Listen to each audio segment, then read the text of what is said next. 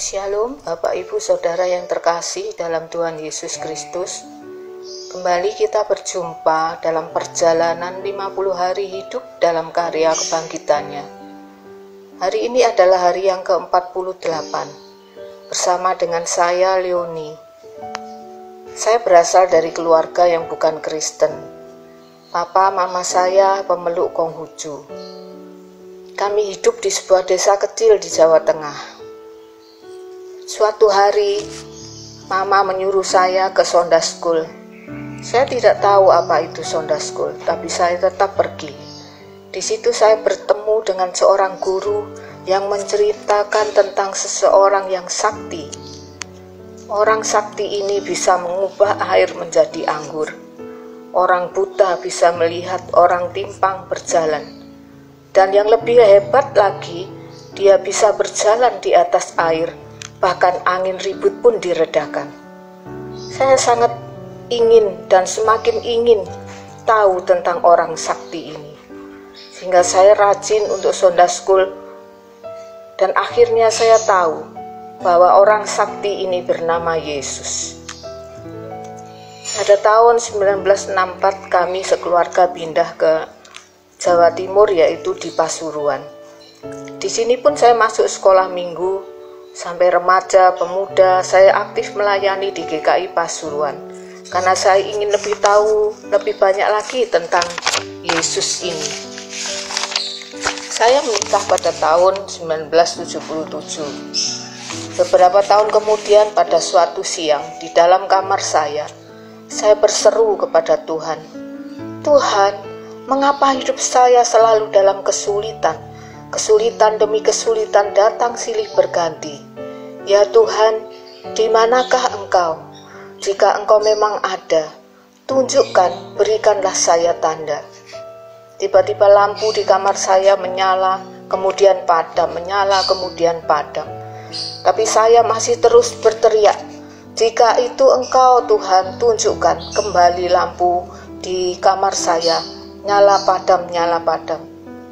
Kemudian saya bersujud di hadapan Tuhan. Saya katakan, "Tuhan, inilah saya, manusia yang paling berdosa di muka bumi ini Tuhan, karena saya sudah berani menantang Tuhan. Ampuni saya Tuhan, berikan saya pengampunan ya Tuhan."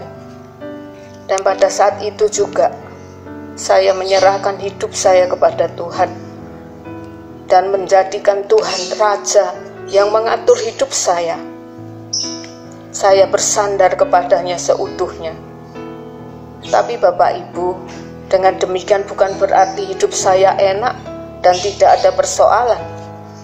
Kesulitan terbesar pun terjadi, yaitu ketika saya harus menjadi TKW ke Taiwan karena suami tidak mau bekerja lagi. Sedang keempat anak saya memerlukan biaya untuk sekolah mereka. Tetapi baru 4 bulan di Taiwan, suami saya sudah menikah lagi. Dari saat itu saya menjadi orang tua tunggal. Sampai dengan hari ini sudah 25 tahun saya menjalaninya. Pada tahun 2013 saya hidup dengan anak saya yang nomor 3. Tahun 2015 saya harus menjalani operasi tiroid. Tahun 2016 rumah kami diterjang puting beliung.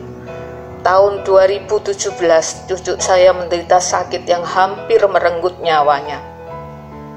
Tetapi di semua peristiwa itu ada Tuhan, Raja yang mengatur kehidupan saya, sehingga saya dapat melewati semua itu dalam pertolongannya, dalam topangannya, dengan kekuatannya.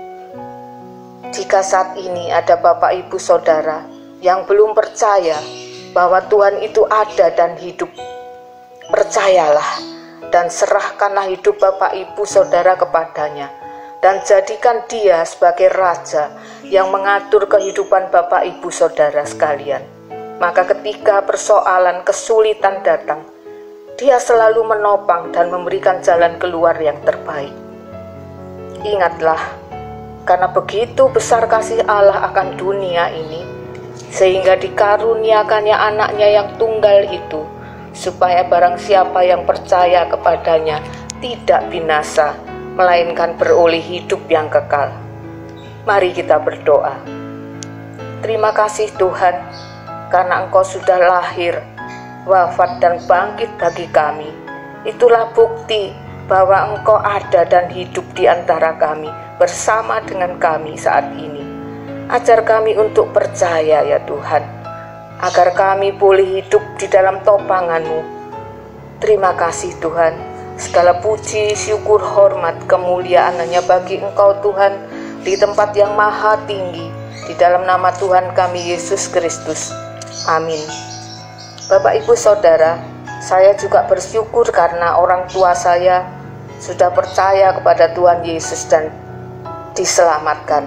Bapak Ibu, mari bersama dengan saya, mari kita mengejar Tuhan untuk mencari kehendak-Nya, mempercayai Dia, dan menyerahkan hidup kita kepada Tuhan seutuhnya. Jika suatu saat Bapak Ibu jatuh, jangan takut, percayalah, Tuhan pasti akan menopang kita, Tuhan pasti akan mengangkat kita untuk kembali mencari kehendak-Nya. Tuhan Yesus memberkati kita semua. Amin.